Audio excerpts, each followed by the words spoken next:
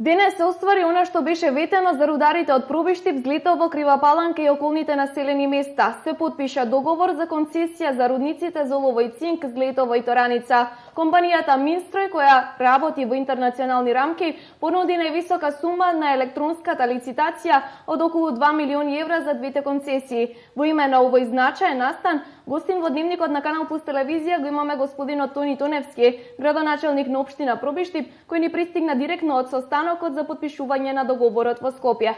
Добро ни дојдовте. Добро ве најдов.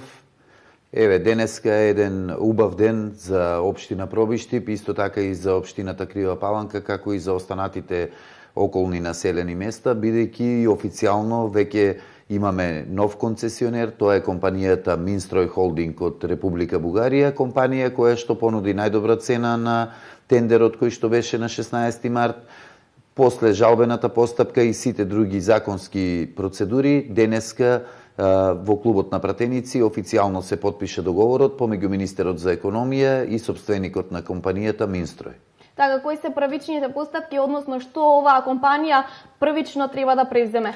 Ние имавме и еден краток состанок со собственикот за да ги слушнеме најавите, односно нивните планови и концептот за рестартирање на рудниците. Јас сум информиран дека најбрзо што може, уште од утре ќе се отпочнат сите постапки за да може што е можно побрзо да се започне со рестартирање на рудниците. Најавата на собственикот е дека во рудникот Злетово, односно во општина Пробиштип, веднаш ќе почне таа постапка, ќе се направат сите подготвителни работи за рестартирање на рудникот, пред се мислам на безбедносниот аспект, односно санација на сите потребни делови од опремата која што е оштетена, пумпи, трафостаници, извозни постројки, обезбедување на работилиштата. Информиран сум дека плановите на оваа компанија се многу сериозни, дека ќе се инвестираат околу 10 милиони евра во нова опрема, ќе се отворат нови работилишта, што значи дека ќе се зголеми и производството. Со зголемување на производството, нормално и за нас најважно и за сите оние што директно работат во рудникот, па и за целокупната пробиштипска јавност е дека ветувањето уште останува од собственикот, дека платите значително ќе се зголемат. Јас се надевам дека оваа компанија има големо искуство во делот на рударството, има повеќе рудници во нивна собственост, знаат што работат, тоа е примарна дејност. Се надевам дека ќе инвестираат, ќе ги исполнат сите ветени работи и дека ќе го продолжат векот на работење на двата рудника, меѓутоа и значително ќе ги подобрат условите за работа на работниците.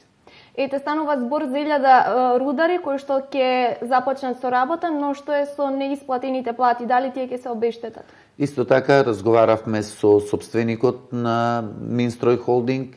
Прво што треба да направи е да ги исплати сите заостанати плати на вработените пред отпочнување со било каква друга активност, а понатаму ќе следи согласно законските постапки во стечајната постапка и купување на целокупниот имот кој што го имаат овие два капацитети, односно обештетување на доверителите кои што имаат побарување од претходната компанија Индоминерали и Метали.